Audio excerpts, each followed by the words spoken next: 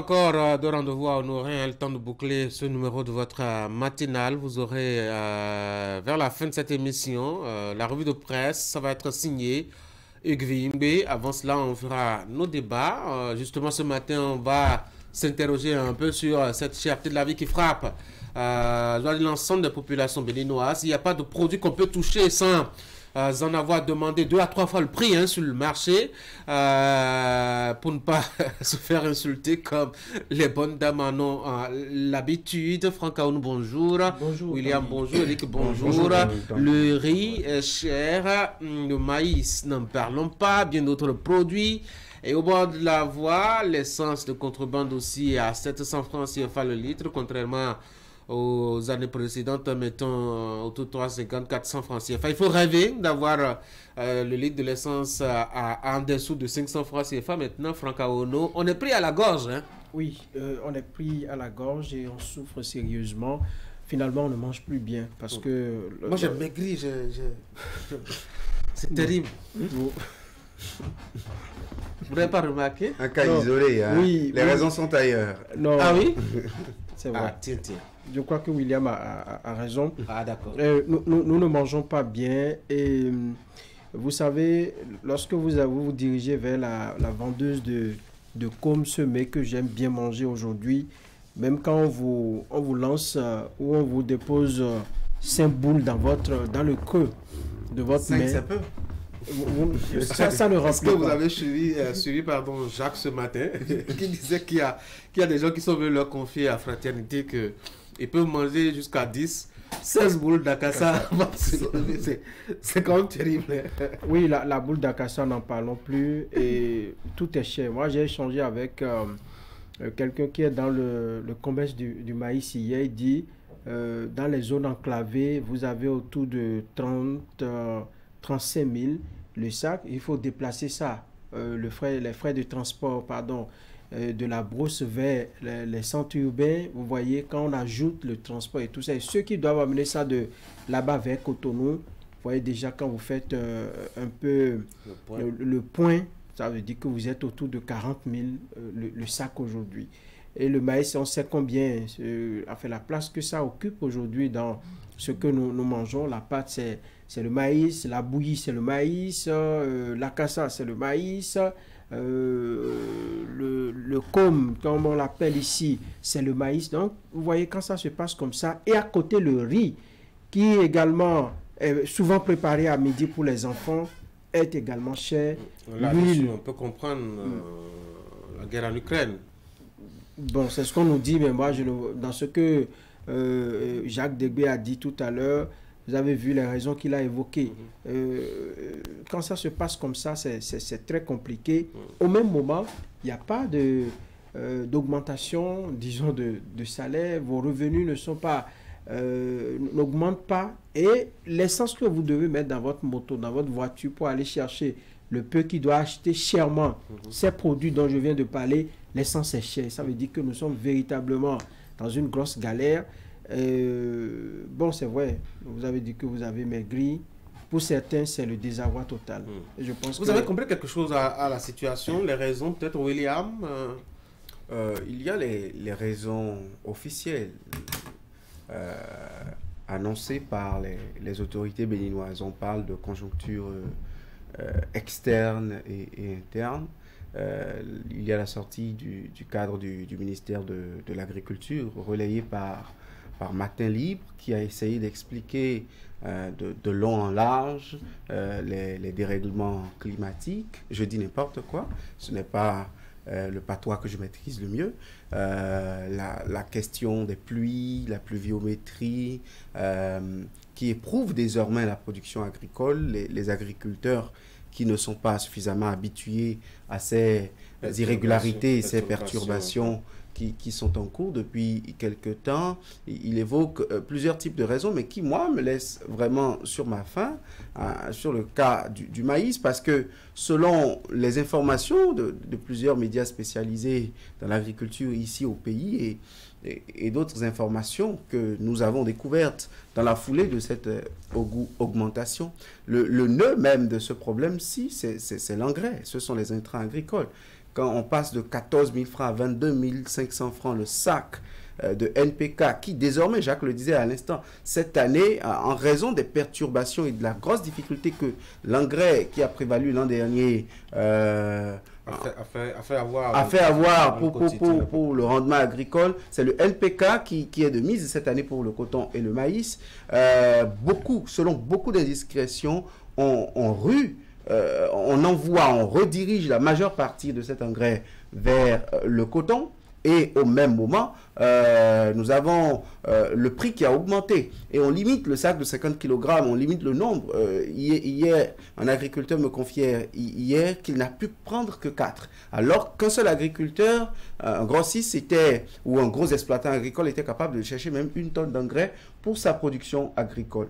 Tout ça, aujourd'hui, a commencé par jouer sur le prix du maïs. C'est vrai que, comme le cadre du ministère de l'Agriculture le dit, il n'y a que des opportunistes, des commerçants véreux, font de la surenchère parce qu'ils ont en stock quelques sacs de maïs ou ils ont encore de la provision et avec la situation actuelle parce que il est beaucoup plus difficile d'en trouver maintenant en raison de la rareté des pluies. Ils font de la surenchère, mais ce n'est pas la seule raison. La raison, c'est que les gens vont au Togo chercher de l'engrais pour le maïs, selon beaucoup d'informations. La raison, c'est que la question des engrais est la grosse difficulté de cette campagne qui est en train de commencer. Et là-dessus, Jacques a mis un très bel accent, et beaucoup d'acteurs en parlent, sur la corrélation entre prix du maïs et prix du riz. C'est vrai que nous avons la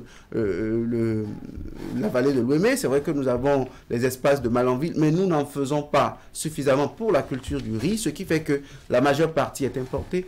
Côté importation aujourd'hui, vous savez ce que ça vaut, vous connaissez les prix, les kilogrammes, les riz de qualité, les riz d'une certaine qualité qu'on nous cédait au kilogramme à 400, 350 francs sont aujourd'hui à 600, 650 francs. Et aujourd'hui, les gens se ruent effectivement vers le maïs. Et c'est ça qui a créé sérieusement le gap avec le contexte des engrais. Moi, je pense qu'il y a urgence. Les mesures du Conseil des ministres dernier, on a compris qu'ils se sont attardés sur la question des engrais. Justement, ils ont compris l'enjeu, ils ont compris le nœud. Mais quand je lis les mesures et que je vois que plus d'une semaine après, aujourd'hui, il y aura encore conclave gouvernemental, une semaine après, les mêmes perturbations demeurent, les agriculteurs continuent à peiner et que ce sont eux maintenant qui vont chercher le maïs au marché. Il y a de quoi s'inquiéter avec tous les problèmes que nous avions en matière de cherté de vie. Je pense qu'il ne faut pas que ce soit la goutte d'eau qui fasse déborder le vase. C'est vrai, c'est une grosse galère, surtout dans les ménages, notamment les plus pauvres. On parle du maïs, il est plus à démontrer combien c'est important dans notre habitude alimentaire. Et pour s'en convaincre, il faut faire un tour dans les marchés pour voir, comme on dit, le visage un peu inquiétant des bonnes dames qui sont dans ce commerce. Il faut voir également les bonnes dames qui sont dans la transformation du maïs. Franck l'a relevé, notamment les vendeuses de cômes, de maïs, de la cassara, justement, où la grosseur de ces boules d'acassa ont pris véritablement un coup. Donc je pense que c'est une situation que nous vivons. Malheureusement, ça touche notre ventre parce qu'il faut forcément manger, soit il faut débourser davantage pour être rassasié, soit il faut véritablement subir. Nous avons dans notre société des gens qui s'alimentent chaque soir avec la pâte ou avec de la cassare. Quand eux ne prennent pas ça, ils ne sont vraiment pas du tout satisfaits. Donc il y a urgence véritablement à pouvoir trouver vraiment les moyens pour aider notamment les ménages les plus pauvres. Je pense que les raisons, il faut aller les chercher un peu partout. William l'a relevé. La caprice du temps, nous avons le retard dans les pluies, ce que nous vivons déjà. Nous sommes déjà au beau milieu du mois d'avril et il n'y a que quelques rares pluies que nous avions connues. Il faut aller voir aussi de ce que les producteurs eux-mêmes ont évoqué, comme la qualité de l'intrant qui leur a été servi à la campagne dernière. Je pense que là, on est en train de changer le tir en leur proposant une autre qualité. Il faut aussi voir dans l'habitude de ces grands commerçants qui vont auprès des producteurs acheter le maïs une bonne quantité, n'est-ce pas, qu'on stocke Bon, ça, c'est une pratique que nous connaissons déjà parce que c'est du business. Il faut attendre la période où on espère avoir un meilleur prix avant de mettre le maïs sur le marché. On ne peut pas justement les condamner pour ça parce qu'ils ont mis de l'argent. Il faut qu'ils retrouvent un peu leur investissement. Oui, mais dès lors qu'ils entretiennent exprès aussi, je dois dire, la crise parce que quand ils en achètent suffisamment, et évite d'abord de mettre sur le marché le temps de créer la rupture, de créer la crise. Ça leur permet d'augmenter aussi. Et ça doit être puni par la loi. Hein. Il faut vraiment que les autorités agissent pour réguler à ce niveau. Ça va être un peu compliqué d'aller identifier au niveau de chaque commune, de chaque localité, le nombre de grands commerçants qui viennent faire l'achat. Peut-être on peut mettre un seuil, un peu comme au niveau du code électoral. On ne peut pas acheter une quantité donnée pour permettre... Agence territoriale de développement. On peut mettre un seuil. Il ne faut pas aller au-delà de telle quantité de maïs. Donc, il faut vraiment aller chercher les réseaux un peu partout. Mais la conséquence, c'est que nous vivons véritablement cette augmentation. Mais est-ce qu'on peut réguler? Si, on peut réguler. Nous sommes sur un marché libéral. Et la condition ici, vous entendez le Conseil des ministres dire que ce qui a coûté 14 000, la campagne agricole dernière, va coûter entre 22 500 et 28 000. Et vous avez en stock un produit qui vient de cet engrais, c'est-à-dire une spéculation agricole qu'on ne peut avoir que lorsqu'un engrais comme ça est disponible. Utilisé. Mais attendez, vous imaginez que les prix vont flamber même pour la nouvelle saison et que votre stock vous reviendra cher. C'est la loi de l'offre et de la demande. Et c'est là que l'État doit avoir des mécanismes de régulation propre à lui. C'est ce que je dis. En fait, quand je dis régulation, ce n'est pas demander à un particulier, monsieur, vous n'avez pas le droit d'avoir en réserve. Parce que pour toutes les spéculations agricoles, même pour des produits transformés comme l'huile de palme et autres, parce qu'on sait que c'est saisonnier et qu'en raison de la période de l'année où on se trouve, la disponibilité peut poser problème ou non, cette stratégie est vieille comme le monde dans toutes les régions du Bénin. Donc, c'est plutôt à l'État d'avoir des mécanismes, d'avoir aussi son stock, pourquoi pas, d'avoir des structures qui ont du maïs à un certain prix, que l'État devienne un concurrent parfois, parce que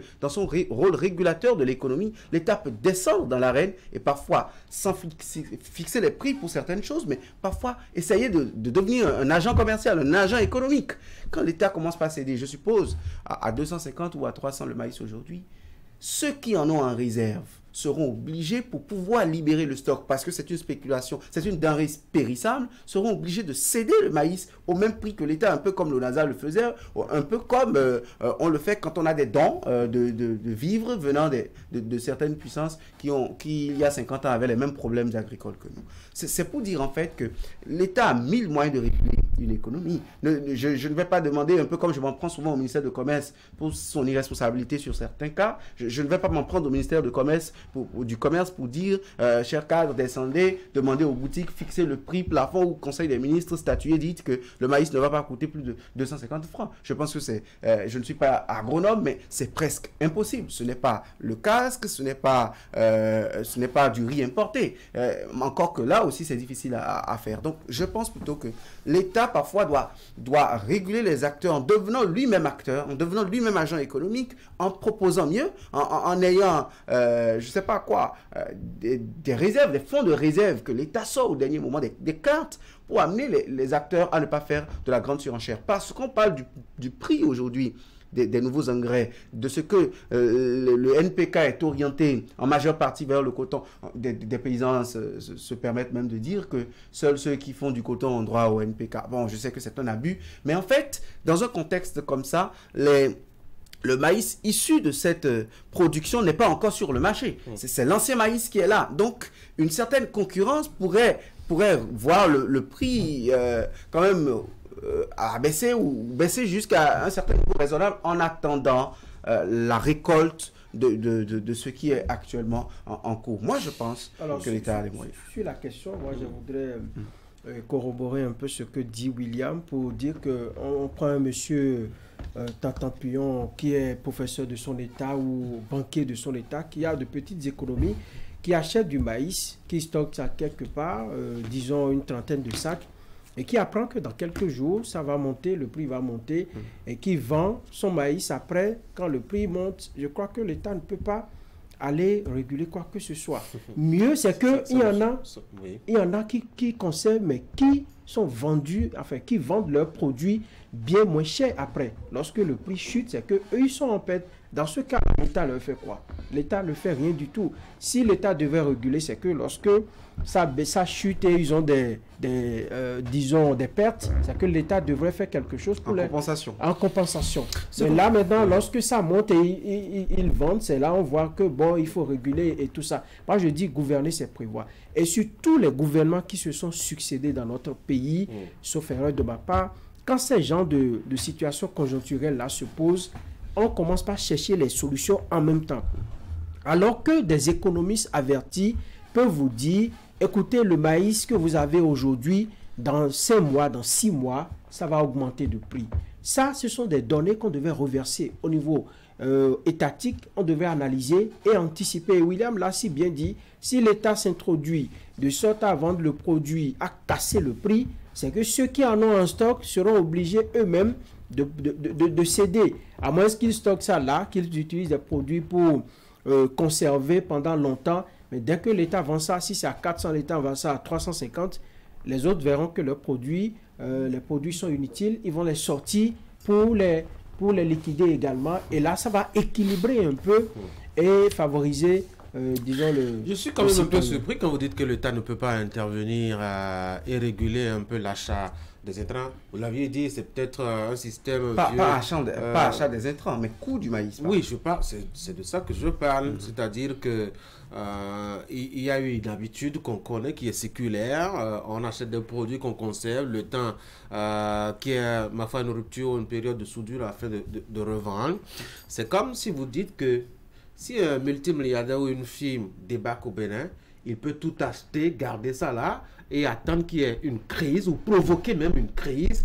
Et l'État est complètement impuissant face à cela. Ce n'est pas vrai.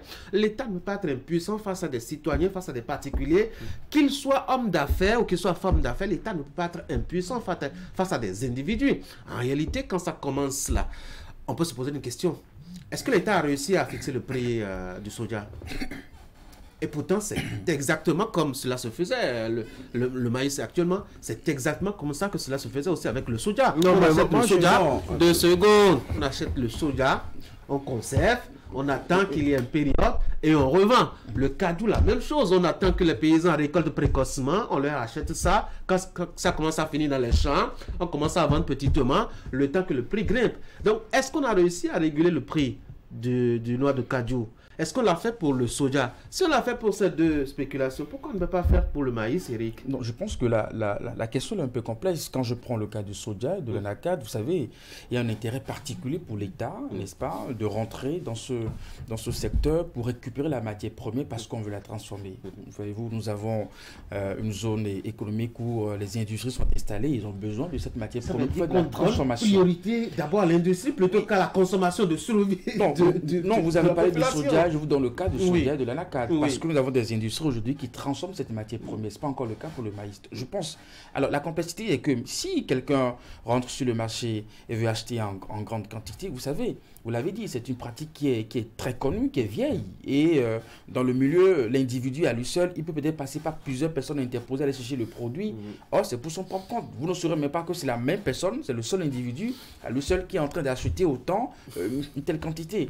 Donc, ça devient difficile pour l'État vraiment de pouvoir le faire. Mais l'État acteur, oui, nous avons une espérance en la matière où l'État lui-même se constitue comme un élément, comme un acheteur sur le terrain auprès des producteurs, garde les stocks et puis quand ces moments arrivent, nous avons des boutiques d'État qui sont un peu partout dans nos départements où les citoyens peuvent aller justement acheter le produit à un prix raisonnable. Je ne voudrais pas parler de l'histoire de l'ONASA, nous l'avons connu, ça a été une belle expérience en tout cas pour les Béninois qui, une fois dans ce genre de situation, trouvent comme un dernier secours vraiment l'État qui vient leur revendre encore le produit à des prix raisonnables. Donc je pense que là-dessus, effectivement, on peut revoir la formule et essayer encore de remettre encore ce système en place où l'État descend sur le terrain en tant qu'acheteur, en tant que client, achète le produit stock et puis revend à des prix raisonnables. Mais là encore, c'est que l'État doit prendre des mesures pour que vous ne sortiez pas avec les produits. Parce que s'il faut stocker et alimenter les boutiques plus tard, c'est que l'État doit prendre une bonne quantité, dire aux populations, attention, ne sortez pas parce que dans quelques jours, nous aurons une situation où le maïs sera cher. Et quand l'État le fait ainsi, on dit que le marché n'est pas assez ouvert. On a connu pour le soja et les d'autres spéculations ici où les mesures ont été prises, on dit non, ne les sortez pas. On sait tout le problème que ça a créé. Moi, je pense que l'État est dans une situation un tout petit peu difficile, surtout, ne parlez surtout pas de subventions, pas certains mots qui sont très mal lorsque ces situations se posent, ils se disent, mais on va surtout pour ce régime, subvention, c'est pas bon. Faut même pas parler de ça. Dans tous les cas, quand on parle de subventions dans une telle situation... On peut subventionner les comment on dit, les fédérations de football. Ce ne sont pas des subventions, ce sont des fonds alloués de droit pour le bon fonctionnement. Ils appellent ça subvention. Et qui est régulier, qui est périodique. La subvention, elle est ponctuelle. Elle est conjoncturelle. Je pense que l'État se retrouve dans une situation un peu difficile. Mais la solution, elle est quelque part là. Les spécialistes, les cadres des ministères devraient anticiper pour nous dire parce qu'on parle là du riz et du maïs. Dans quelques jours, est-ce que c'est l'huile ou c'est le haricot qui va augmenter de prix? On n'en sait rien du tout. Il faut qu'on puisse faire des études.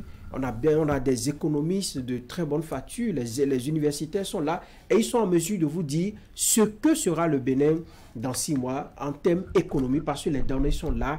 L'évolution des données économiques sont là. On peut les analyser à tout moment. Si on ne fait pas recours à ceux-là, c'est lorsque nous nous retrouvons dans la situation qu'il faut commencer par courir dans tous les sens. Je pense qu'on ne verra jamais des solutions aux problèmes que nous vivons. Vous avez donné un très bel exemple, Tanguy. Il y a des spéculations agricoles pour lesquelles l'État a une grosse implication. Il a réussi à quand même mettre de l'ordre à griffe. Maintenant, regardons le mode de fonctionnement des différentes spéculations agricoles dont il s'agit. Dans la campagne 2022-2023, le maïs, on était à près du 1,5 million de tonnes produits au plan national. Mais attendez, ça dépasse cumulé la production cotonnière et la production de soja. Le soja, c'est 327 000 pour la campagne agricole et près de 600 000 tonnes pour le coton. C'est-à-dire quoi? Les deux réunis n'atteignent pas la production de maïs. C'est normal. La demande, elle est ce qu'elle est pour le maïs. Vous parlez aussi de 2 spéculations. Vous avez donné l'exemple de 2 spéculations qui sont des cultures de rente. L'État y a mis une politique de transformation industrielle. Non plus d'exportation brute, encore que par le passé, c'était d'exportation, parce que c'est une culture de rente. Donc, de tout temps, et c'est là que je veux atterrir dans mon analyse, l'État s'est impliqué personnellement à la production. L'État préfinance à la limite. L'État finance la production. Est-ce que c'est le cas du maïs? Je n'en sais pas grand-chose, mais je doute fort que l'implication de l'État, de l'exécutif, dans la production du maïs, je doute qu'elle soit la même qu'au niveau du soja. Parce que l'État met à disposition les engrais, les intrants, l'État met à disposition les cadres de l'ATDA et tout, mais je ne pense pas que ce soit le cas. L'État ne rachète pas le soja. Pardon, l'État ne rachète pas le maïs. Les producteurs ont toujours la même mise. L'État, la politique au niveau du soja ou du coton, ce n'est pas cette politique ou de l'anacarde, ce n'est pas cette politique qui est en cours au niveau du maïs. Le maïs demeure encore la propriété des coopératives, un peu comme le palmier à huile et certaines autres choses à ma connaissance. Quand j'ai fini de dire ça, du moins, je trouve que l'État ne peut pas avoir le même agissement. Maintenant, est-ce qu'il faut migrer vers ça? Avec tout ce que nous avons comme grincement dedans au niveau de ces secteurs dits prioritaires, de ces cultures de rente, avec les grincements dedans qu'il y a à ces niveaux, est-ce qu'il faut se laisser aller à ça pour que l'État devienne le garant? Là, il y aurait pour moi trop d'implication de l'État en tant qu'agent économique dans l'activité agricole. On n'est pas expert, que les experts s'asseyent, qu'ils réfléchissent, mais nous, on veut juste qu'à certaines périodes de l'année, sinon qu'au cours de l'année tout entière, malgré les perturbations climatiques et les autres contextes, que des produits plus que de première nécessité, des denrées extrêmement chères aux Béninois, comme le maïs, ne coûtent pas 450 francs le kilogramme. On va devenir 17 à la limite, Oui, si on continue comme ça. Oui, mais bon, peut-être qu'on pourrait aussi avoir l'ingénieuse idée de multiplier les mois de carême et de jeûne. Ça pourrait nous aider à mieux contrôler Vous n'en faites pas et vous perdez du poids. Ce que vous serez. Oui, mais il vaut mieux avoir à l'esprit qu'on y a mis peut-être ça à volonté aussi, en faisant son jeûne, plutôt que de subir son jeûne de façon inconsciente et de continuer à perdre du poids au quotidien. Ce qu'on a choisi est plus facile à supporter. J'ai un voisin qui faisait allusion aux années 88-89. Je lui ai demandé de ne pas exagérer. Ouais, c'est vrai.